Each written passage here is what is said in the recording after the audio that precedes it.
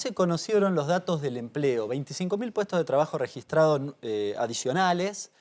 Te diría que en el próximo mes probablemente hayas recuperado no solo todo lo que perdiste en pandemia, sino todo lo que perdiste con Macri. Conclusión, el empleo no está en malas condiciones. Ahora, también salió el tema del salario. Y el salario está en la misma situación en términos reales que diciembre del 19. Yo comparto lo que decía Catopodis en el sentido siguiente. Estoy hablando del empleo registrado privado. El empleo registrado privado ya tiene paritarias negociadas y en general con una expectativa de inflación, porque se negoció en los últimos 2 meses, tal vez más alta que la que podría haber si la curva empieza a descender. Probablemente el jueves próximo, cuando salga la inflación, tengas un descenso bastante pronunciado, probablemente vinculado al programa Precios Justos. Diciembre hay que ver qué pasa, es un mes que suele tener inflación alta, pero que creo que puede tener una curva a la baja. Enero y febrero probablemente también siga esa curva y yo te diría que podés llegar a abril con una inflación cercana al 4%. Esa curva, te lo digo en 2 aspectos. En términos económicos, creo que, va a tener efecto positivo sobre el salario real de los trabajadores. En términos políticos, cambia la expectativa. Menos inflación, más ingreso, eso es así. Ahora, el gran problema de la Argentina está en lo informal, ¿no? Ayer veíamos el último informe del Observatorio de la Deuda Social Argentina de Agustín Salvia, lo presentaba Marcela Pagano, y el cálculo que hacían era que sin subsidios sociales la pobreza estaría superando el 50% en términos absolutos por ingreso en la Argentina y una indigencia de alrededor del 15%, o sea, cifras espeluznantes. Menos mal que hay subsidios. Claro, menos mal que hay subsidios, que las estás viendo en la calle. El tema es cómo se desata este tema, porque bueno, ahora está también la polémica sobre los planes sociales bien adjudicados, mal adjudicados, y toda la conflictividad social que se genera alrededor de eso, del problema de la pobreza en sí y de la politización del tema de la pobreza también, ¿no? El gerenciamiento de los planes sociales. O sea, ¿cómo resolver? Vos decís que un 4% a abril incide tanto en el bolsillo del que menos tiene, de un 6 a un 4, no parece tan grande la diferencia para el que no tiene demasiado como para rebuscársela. Siendo el gran problema que al que más afecta la inflación es al que menos tiene, ¿no? Sí, a ver, cuando mirás el salario o el ingreso de los trabajadores no registrados, claramente les ha ido mal. Desde hace largo rato, perdieron casi 30 puntos con Macri y desde el 2019 hasta hoy perdieron otros 10 puntos. Es decir, el escenario es francamente muy magro. Yo recién te decía, el empleo registrado privado se movió de una forma, más o menos la pechó contra la inflación.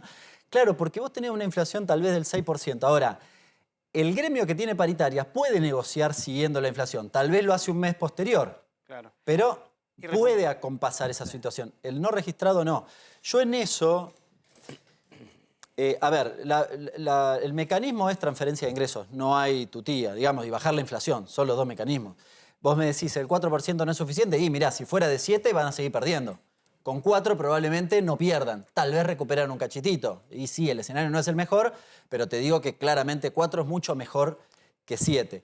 Ahora, me parece que hay mecanismos también que pueden ayudar a que vos subas los pisos. Nosotros planteamos suma fija, que beneficia a los trabajadores registrados, pero que también sube el piso de los no registrados en una especie de negociación informal, como se mueve el salario mínimo, que tiende, si los mínimos de convenio tienden a ser altos, en general lo que se paga informalmente también tiende a subir.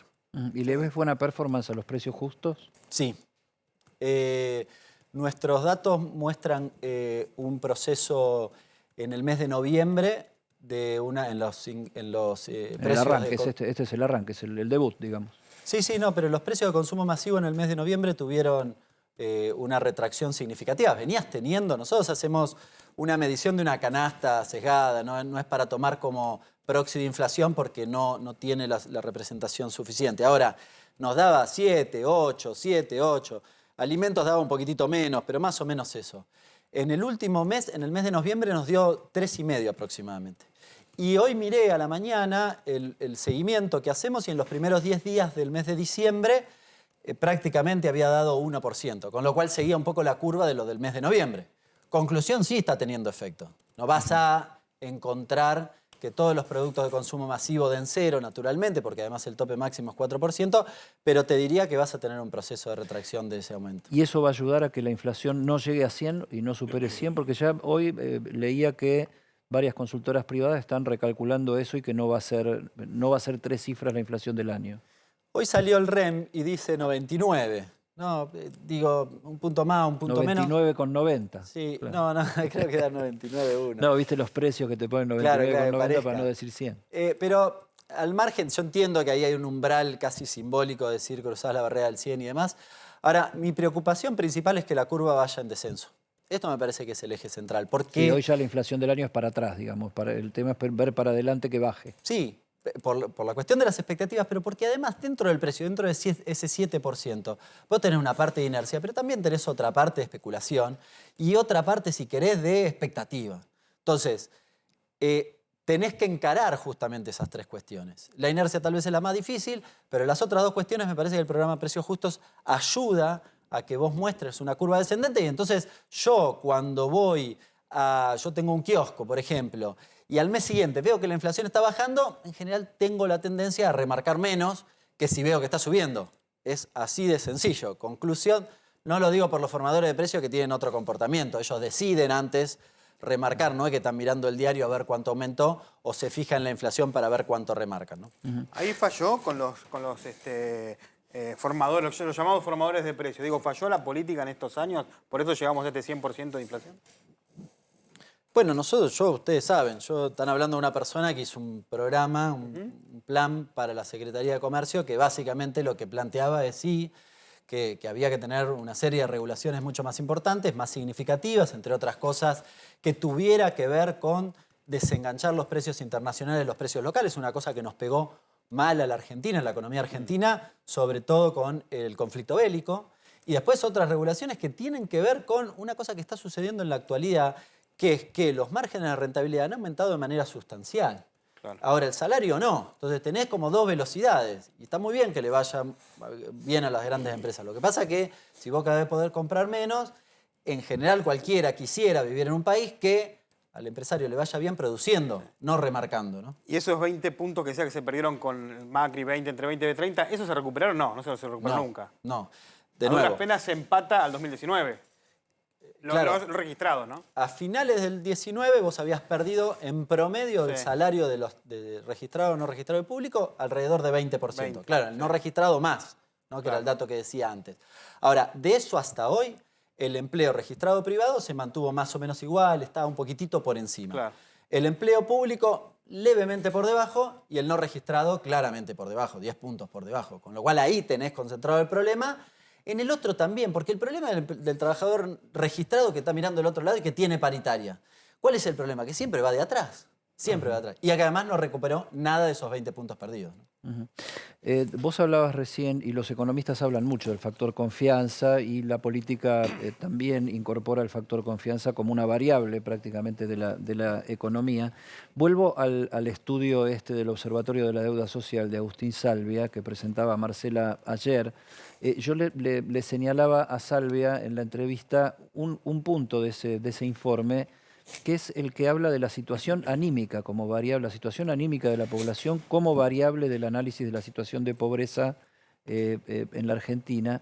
El informe dice que este año, el 2022, es el de mayor tristeza de la población en los últimos años. O sea que el 36% de la encuesta que hace el observatorio da que la gente está bajoneada, que la gente está triste.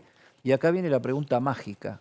¿El Mundial influye de alguna manera en generar expectativas? O sea, cuanto más dure la Argentina y si a la selección argentina le va bien, ¿eso puede tener alguna dosis de factor a favor desde el punto de vista de la reacción, la confianza, el optimismo? Yo creo que no. Yo creo que puede tener algún efecto, si querés, sobre el consumo, que tiendas a gastar más y eso en materia económica tiene un efecto, pero en términos generales yo te diría que no.